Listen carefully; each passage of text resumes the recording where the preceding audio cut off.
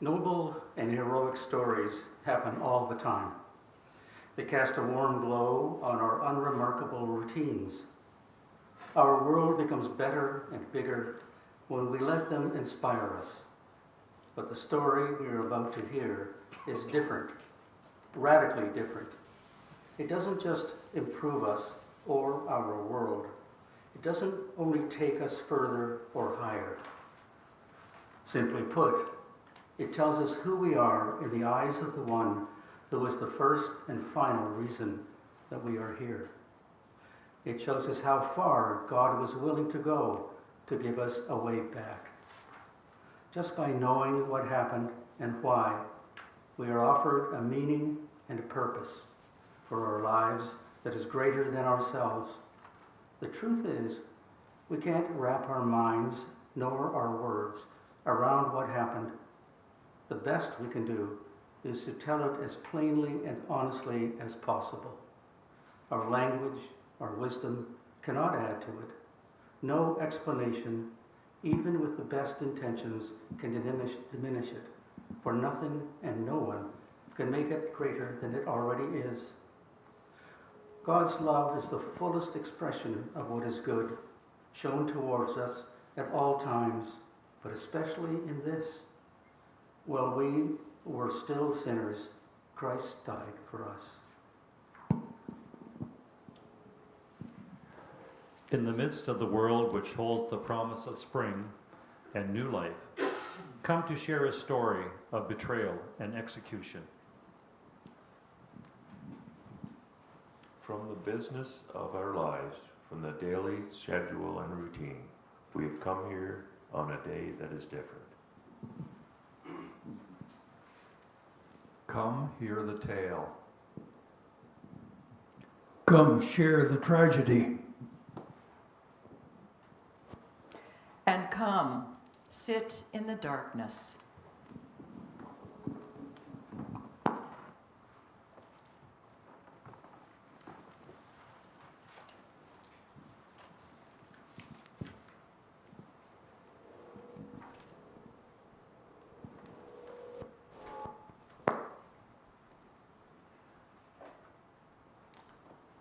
Jesus shared a meal with his disciples. At the table, everything appears as it should. Bread is passed, wine is shared, the circle is intact. And yet, Christ speaks a word that fractures the moment. He says, "One of you will betray me. Not an enemy, not a stranger, one who has eaten with him." They received the bread from the hand of the Lord. Everybody, even Judas, received the bread from the Lord's own hand while already carrying betrayal in his heart. The intimacy, the friendship, is not interrupted by the sin, which is incredible. Actually, love and friendship coexist with sin. Christ does not expose Judas to shame him. Rather, he gently calls him back. He wants him back, even now, even at the table when betrayal is so close. This is the unsettling truth. Jesus doesn't withdraw his friendship. He doesn't withdraw his love, even in the presence of betrayal. Actually, he deepens it. But what kind of friendship is this? It is not built on loyalty, for loyalty is already breaking to pieces here. It is not sustained by understanding, for confusion fills the room. Each disciple asks, "Surely not I, surely not I," as if the possibility of betrayal lies just beyond them. Ironically, though, this question is the only honest one. The disciples don't yet know themselves, and neither do we. Tragically, the ones Jesus calls friends don't stand above betrayal. Not yesterday, not today, not tomorrow. We sit within its reach. And still, Jesus continues to call us friends. Christ's fellowship is always a fellowship under the cross. That's how it's accomplished. That's how it's built. That moment, the table is already shadowed by Golgotha. The bread is not just shared, it is given over.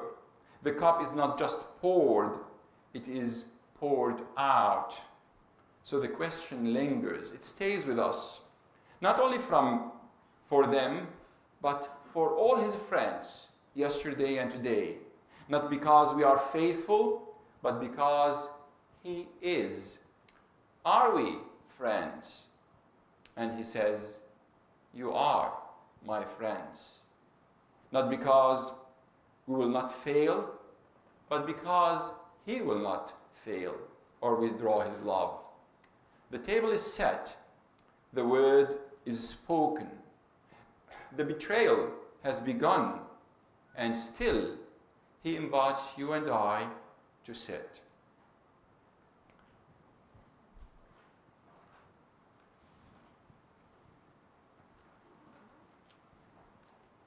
When it was evening, Jesus took his place with the 12. And while they were eating, he said, "Truly I tell you, one of you will betray me." And they became greatly distressed and began to say to him, one after another, "Surely not I, Lord." He answered, "The one who has dipped his hand into the bowl with me will betray me. The Son of Man goes as it is written of him, but woe to that one by whom the Son of Man is betrayed. It would have been better for that one not to have been born." Judas, who betrayed him, said, "Surely not I, Rabbi." Jesus replied, "You have said so." There will be a sequence of hymns and songs. Always the choir will lead us into the verse. It's only one verse that we're going to be singing. They will start on their own, and then we will repeat again the same verse with them. So I invite you to stand as the choir leads us into where you're there.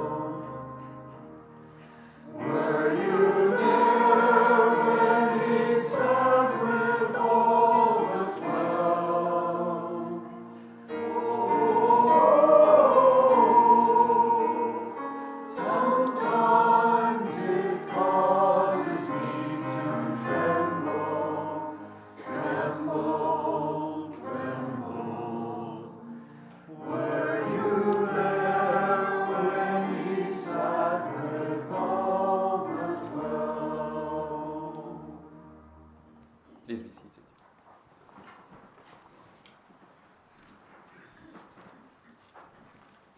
At that table, Jesus takes what's ordinary, bread and wine. Nothing extraordinary in themselves, common, daily, familiar. And yet, in his hands, they become something more. This is my body. This is my blood, he says. These same words still echo through every table set in his name today.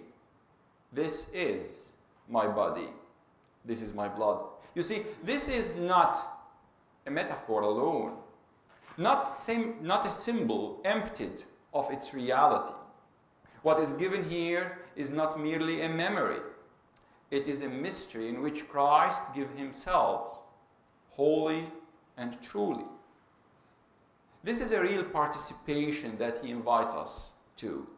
In this meal, we are drawn into Christ even as he gives himself to all of us. Jesus does not merely speak about sacrificial love here. Actually, he begins it. The breaking of bread is already the breaking of his body. The pouring of wine is already pouring of his blood. The cross does not begin at Golgotha. It begins here at the table. And still they eat.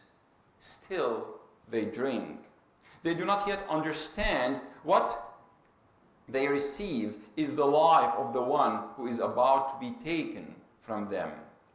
We are reminded with St. Augustine's words, "Be what you see and receive what you are."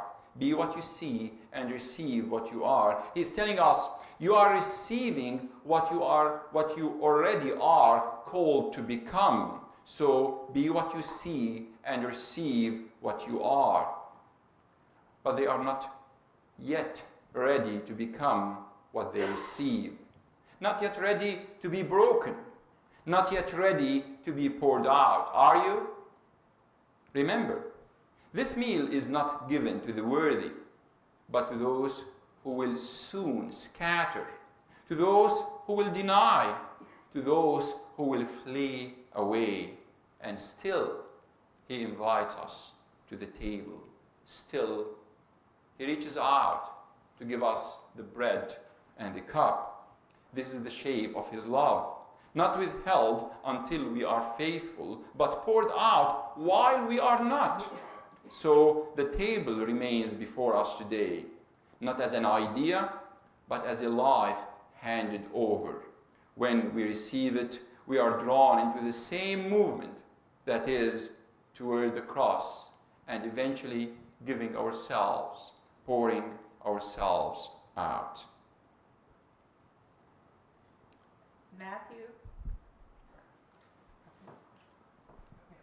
Matthew 26 to 29. While they were eating, Jesus took a loaf of bread, and after blessing it, he broke it, gave it to the disciples, and said, "Take, eat, this is my body." Then he took a cup, and after giving thanks, he gave it to them, saying, "Drink from it, all of you, for this is my blood of the covenant, which is poured out for many for the forgiveness of sins. I tell you, I will never again drink of this fruit of the vine until that day when I drink it new with you in my Father's kingdom." We shall sing again. Were you there? Were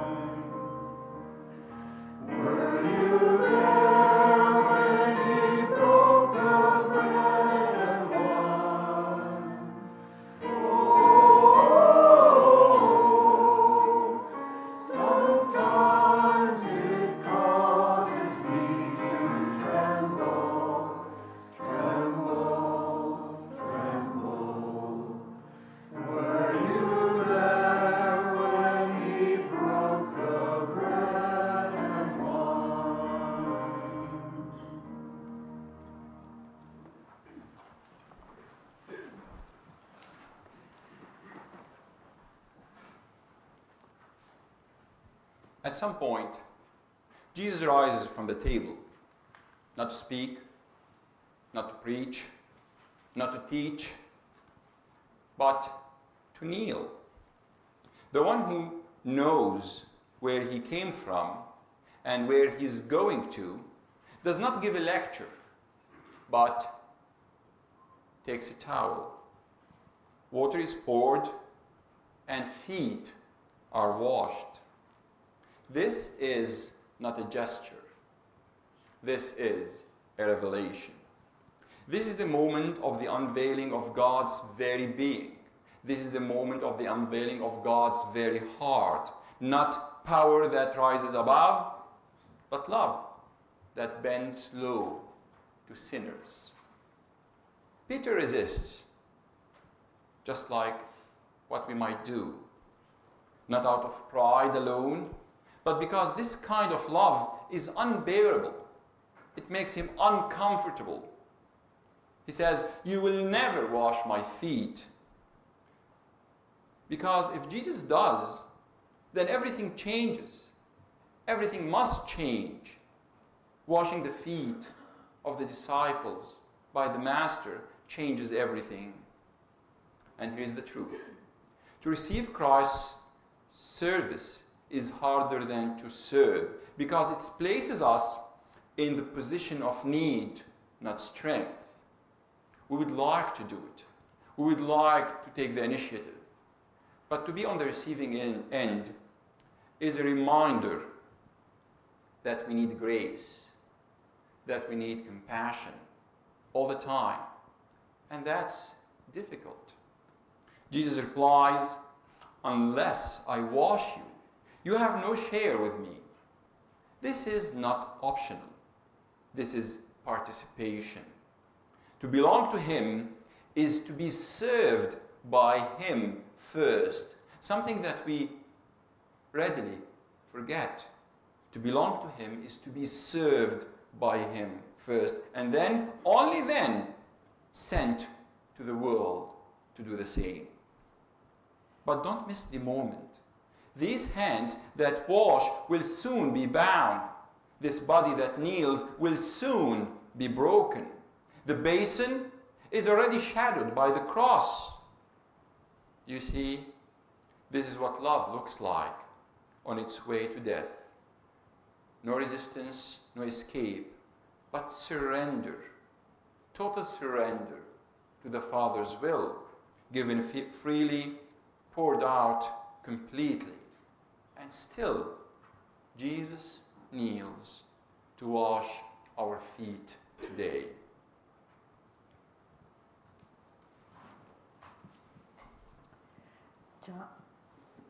John 13, 3-8. Jesus, knowing that the Father had given all things into his hands, and that he had come from God and was going to God, got up from the table, took off his outer robe, and tied a towel around himself. Then he poured water into a basin and began to wash the disciples' feet and wiped them with a towel that was tied around him. He came to Simon Peter, who said to him, "Lord, are you going to wash my feet?" Jesus answered, "You do not know now what I am doing, but later you will understand." Peter said to him, "You will never wash my feet." Jesus answered, "Unless I wash you, you have no share in me."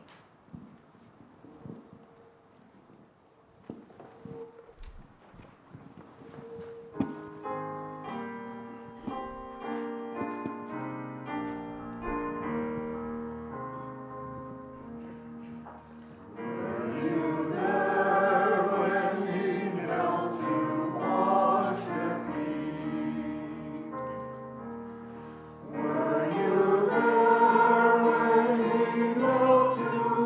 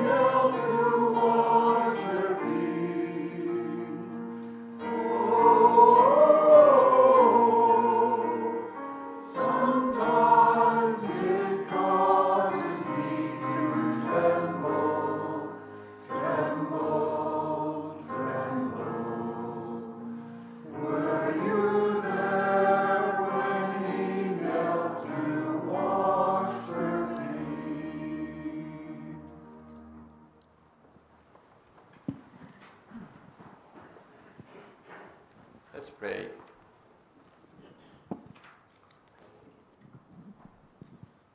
We come to you this day, Jesus, because you first came to us. We come to love you because you first loved us. We come to serve you because you first served us. And yes, we come to worship, humbled by this very love, offering our life and love back to you. Teach us how to love. Teach us how never to take our love back, even when there is betrayal. Teach us how we can pick up the towel and kneel to wash the feet. Teach us how to receive your grace, sometimes from you directly, from your hand directly, sometimes from the hands of others, from the hearts and minds and eyes of others. Give us to be humble like you. Give us to be servants like you. Guide us to serve the world and wash the feet of the world as you washed the feet of the disciples. Amen.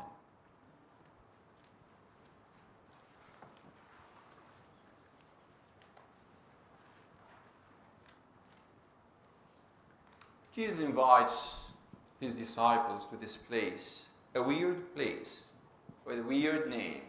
It's called Gethsemane. And at some point, he goes a little farther into a place where they couldn't see him, not to escape, but to face what is coming. The weight of the moment settles, and grief rises. I am deeply grieved, even to death, he says. And you see, this is not distant divinity. This is anguish. This is all of a human anguish put together in one moment, in one place. In this moment, we see the depth of Christ's obedience, not as ease, but as surrender in the face of real dread. We all know what fear is. We all try to escape it, run away from it, fight it back. But Jesus takes it in. My Father, if it is possible, let this cup pass from me. You see, he does not deny the cost. It was not artificial. It was real, very, very real. Yet, he does not deny it, he names it. And yet, not what I want, he says, but what you want. This is where the cross is first embraced, as painful as it is. Not in nails, but in will. Jesus was put on the cross first not by nails, but by will. And he embraced that will. And when he returned from that secluded place to the disciples, guess what? He found them sleeping again and again. Stay awake, he says. Stay awake, he teaches us. Stay awake in your daily life when you are so busy. Stay awake when you have a long to-do list. Stay awake when you have so many things on your mind. Stay awake when you are upset and angry. Stay awake in a world that takes you away as a disciple of Christ, who's aware of the Creator and the Creator's will and God's design and God's history of salvation and God's final destiny to this creation. Stay awake. But Christ comes and finds us asleep again and again. Not with closed eyes sometimes, but with busyness to all kinds of things. Family, career, self-accomplishment, and he comes back. He says, stay awake. You see, the greatest human failure is not defiance, but distraction. It is the inability to remain present. And that's what we do. It is the inability to remain present in the divine moment, in God's arc and design for humanity and for His creation. The hour is here and they are asleep. That's what we experience on a daily basis. And still, He doesn't refuse it. He doesn't push it back. He goes on, alone, on the behalf of all of us. The betrayal is near, the suffering is certain, and still, He chooses that. Not because it's easy, not because it's artificial, but because it is what love would do. This is obedience, not forced, but freely given in that dark moment. So any day and every day, when you are distracted, and when you come back to yourself, realizing that you've missed the moment in God's will and design, remember that Jesus did not. He walked alone to the cross.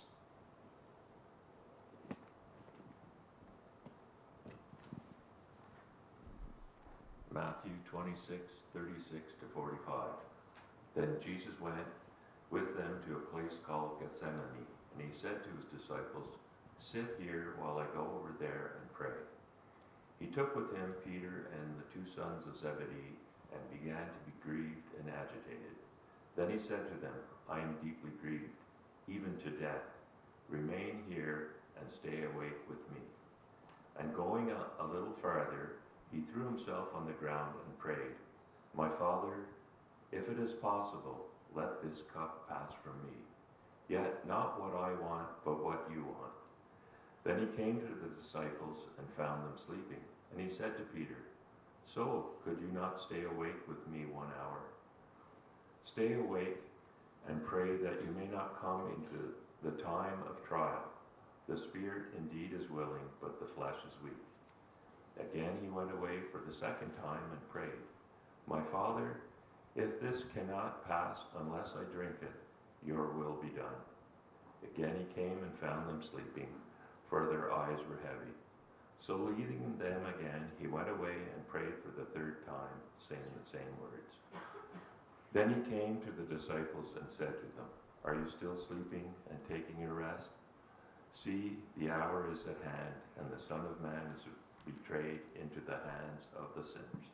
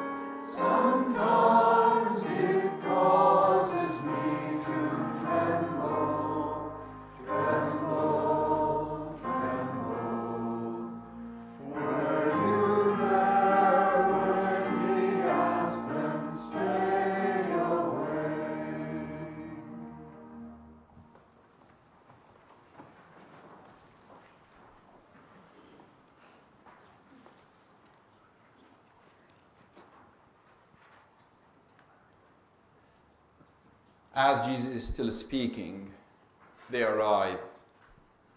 Not in secret, but with noise. Lots of it.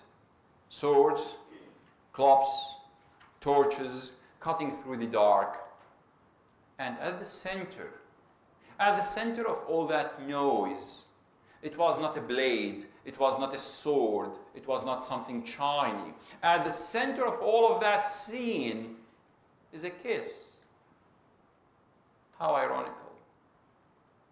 Not violence, not accusation, but intimacy.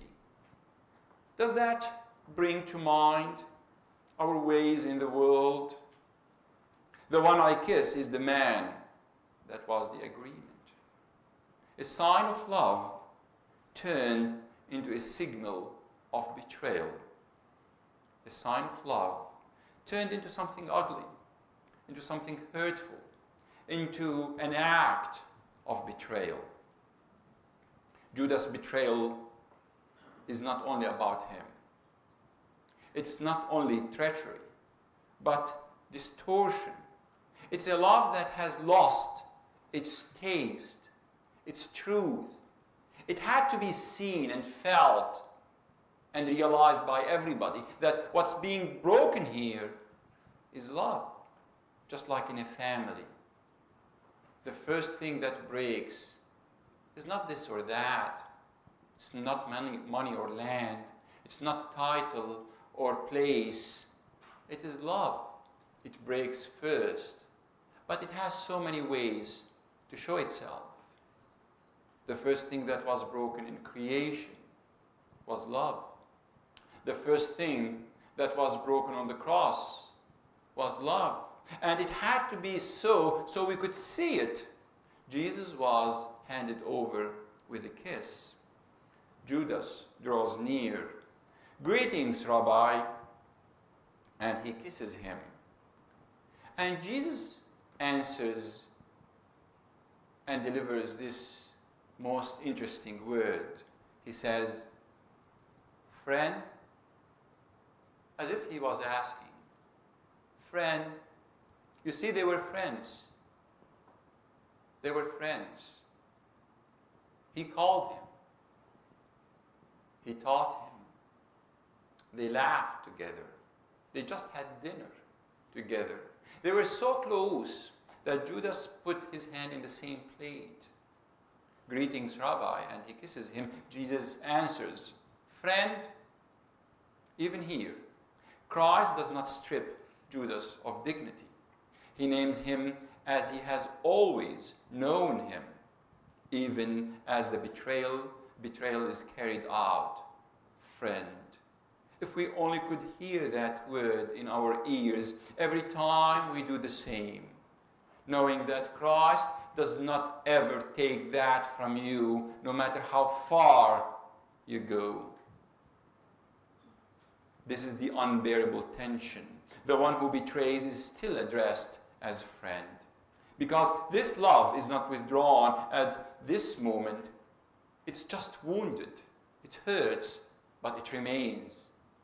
And that's what's so special about God's love to all of us. It might hurt, but it remains. God's heart hurts because of our betrayal, but it remains. It doesn't go away. And that's the promise and that's the hope for all broken relationships. Parents, children, families, societies, communities, fighting nations. God is there. God's love is there to everybody. The hope and the promise is that love can bring those distant hearts together once again. Love can make what was broken whole again. They seized Jesus. Hands that were healed by him now bind him. Eyes that were opened by him now guide him to a dark place. Voices that heard him now shout over him. And the friends, the disciples, they are nowhere to be seen. Stay awake doesn't apply to our difficult moments. We just flee. When Christ calls a person, he calls them into a love that endures loss, because that's exactly what he did. Even the loss of those closest to him. Doesn't that hurt? Didn't you experience that? But have we experienced how the love of God brings hearts together? The circle has broken. The friend betrays. Others scatters. And still, Christ does not resist. He embraced the cross because remember, he was put on that cross first by will, not by nails.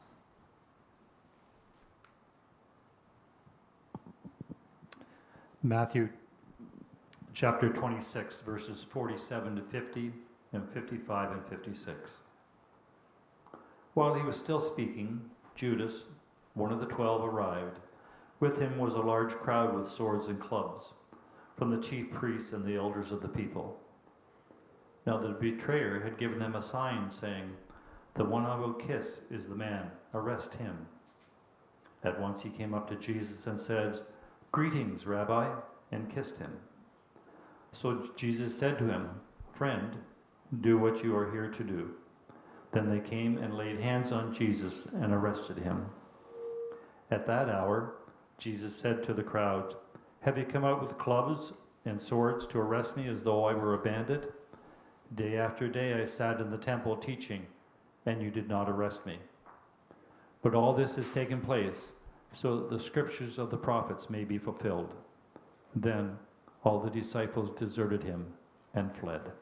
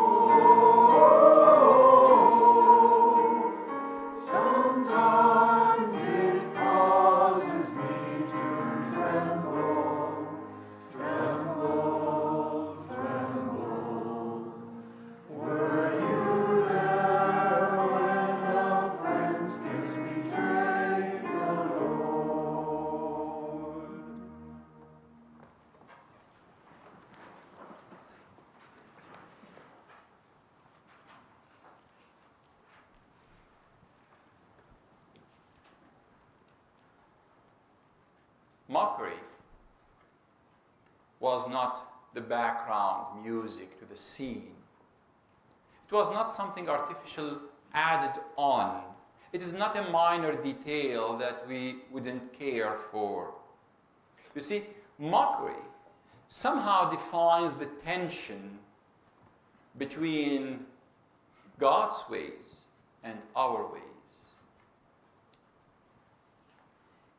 Our ways are smarter, better, faster.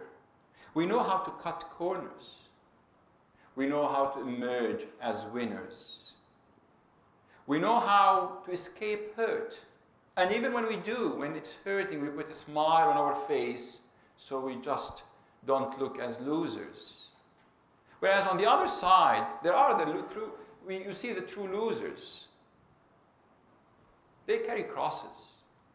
They pay out of their own livelihood. They lose money and energy and resources and sleep.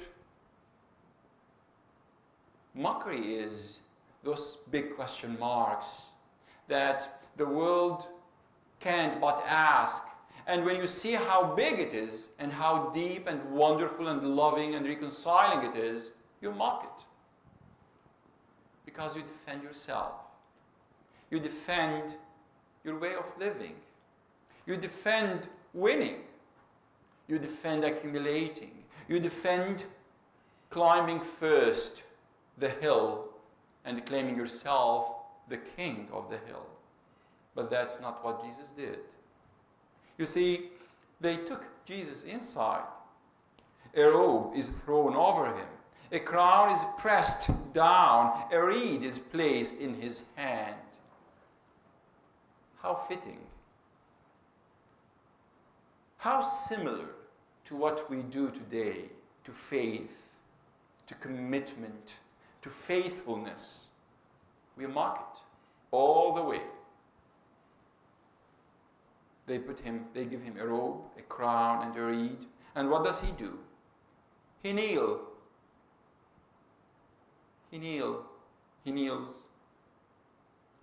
He embraces the cross again. And in front the robe and the crown and the reed, funny enough, they kneel too. But they don't kneel to worship, but they kneel in mockery. Hail, King of the Jews! The truth is spoken, but it was empty. The truth was spoken emptied of any reverence. How many times in our world, inner world, outer world, we live in a world where truth is spoken, but empty of its meaning, of its purpose, of its reverence. This is the moment of terrible irony. The king is revealed precisely as he is rejected. They dress him as a king. The color is kingly, but only to deny his kingship. They strike him, spit on him, laugh at him. So many parts of the world, in so many parts of the world, true disciples still experience that every single day. Power ridicules what it can't understand, because this is not the kind of king or kingship or kingdoms we were raised to seek and love. Here, the world stages its own version of truth, a parody of authority, a kingdom built on force and humiliation. And the episodes of that continue to unfold until this very day. Not sometimes in big spaces, but sometimes it's in smaller spaces, as small as our hearts. Because we like this game. We keep asking ourselves, so who is the king of the hill here? Well, I want to be that, and I mock those who don't play the game. Christ does not answer it, does not correct them. He does not defend himself. You see, truth doesn't need to be defended, it needs to be lived. Because his kingship is not established by resistance, but by the surrender to the Father's will. And that was true about every single thing Jesus did. The crown of thorns is not removed, it remains. What they intended as mockery becomes revelation, becomes light, opens our eyes for generations and generations.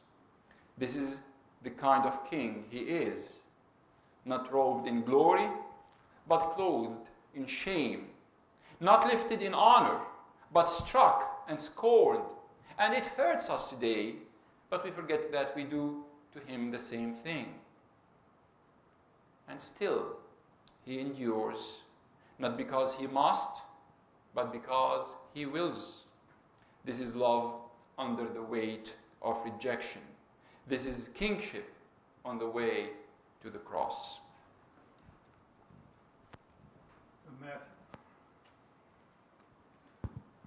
Matthew 27, verse 27 to 31. Then the soldiers of the governor took Jesus to the governor's headquarters, and they gathered the whole cohort around him. They stripped him and put a scarlet robe on him, and after twisting some thorns into a crown, they put it on his head. They put a reed in his right hand and knelt before him and mocked him, saying, "Hail, King of the Jews!" They spat on him and took the reed and struck him on the head. After mocking him, they stripped him of the robe and put his own clothes on him. Then they led him away to crucify him.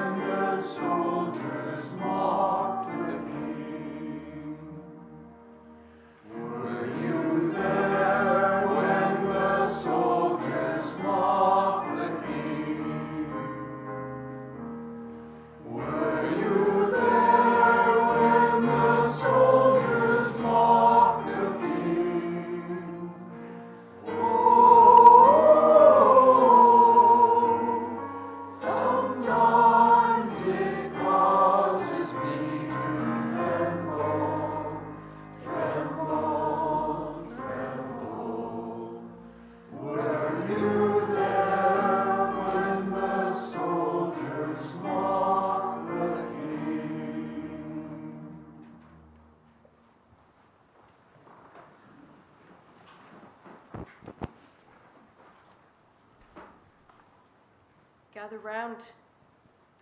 I have a story to tell of one who reached within himself and took a handful of love, like a pile of stardust, and said, "This is for you. It's all you need. It is all you will ever need. There is enough here to change the whole world. Take it." Many laughed at him, mocked him, and ignored the invitation. And some dared to take it, and those who did noticed something about this love. They found they could do what the gift giver could do. They could stand with the lost, welcome the traveler, eat with the hungry. They found themselves doing what Jesus first did for them, giving something of themselves to others, and they became like him, offering themselves. And as they offered themselves, others took the invitation, and many still do, and many still trust. It is enough to change the whole world. Amen.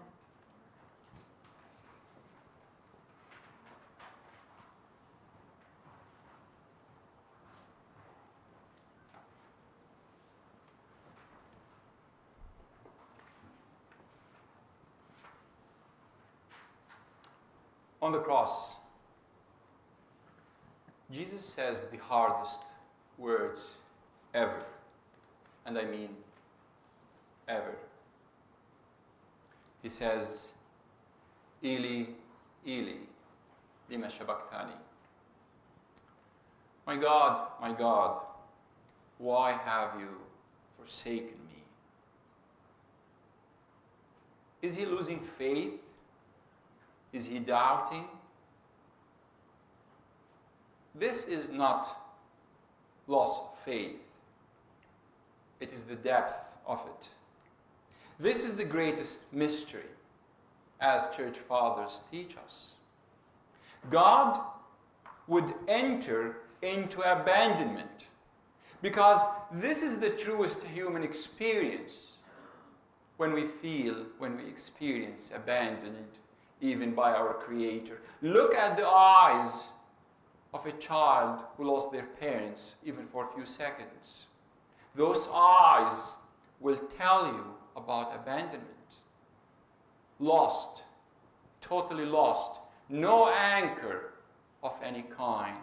Today, as we continue to experience that in so many ways, we look at the cross and we find God who has experienced exactly that. God did not spare himself even from this. If it is pain, if it is hurt, or even if it is abandonment, God has been there. God did not spare himself. This is the greatest mystery. God would enter even into abandonment, not turning away from suffering, but bearing it from within. Jesus steps into the depth and the darkest place of human experience, and from there he bears our cross. He cries out, and then silence. He breathes his last, and Matthew tells us of this account. And when they came to a place called Golgotha, which means place of a skull, they offered him wine to drink mixed with gall, but when he tasted it, he would not drink it. And when they had crucified him, they divided his clothes among themselves by casting lots. From noon on, darkness came over the whole land until 3 p.m. And about 3 o'clock, Jesus cried with a loud voice, Eli, Eli, lima sabachthani. That is, my God, why have you forsaken me? When some of the bystanders heard it, they said, this man is calling for Elijah. At once one of them ran and got a sponge, filled it with sour wine, put it on a stick, and gave it to him to drink. But the others said, wait, let us see whether Elijah will come to save him. Then Jesus cried again with a loud voice and breathed his last. At that moment, the curtain of the temple was torn in two, from top to bottom. The earth shook, and the rock were split. Now, when the centurion and those with him who were keeping watch over Jesus saw the earthquake and what took place, they were terrified and said, truly, this man was God's Son.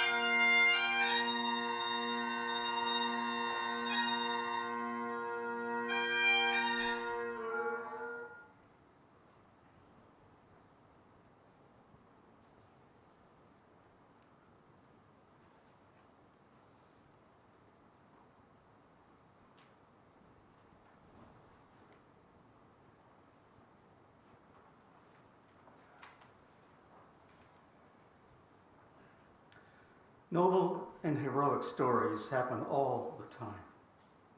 This is not one of them. This is the story that changes everything. This is who God is and who you are called to become. This is how far God was willing to go to bring us back. We have followed him at the table, in the breaking of bread, in the washing of feet, in the garden, in the kiss of betrayal, in the mocking of the soldiers, and now to the cross. You were there, except not on the cross, but in the reason for it. And yet, someone else was. God in Christ took your place and mine, making the cross the ultimate expression of what is good, because it is the fullest expression of God's love. And still, the story is not finished. Jesus is making all things new. Be there on Sunday morning. Come and witness the resurrection. Do not miss what comes next. And may I ask in closing if you would bow your heads and close your eyes for a moment and listen to the 10th verse of the 46th Psalm. Be still and know that I am God. We ask that you please depart in silence and carry this story with you now and always. Amen.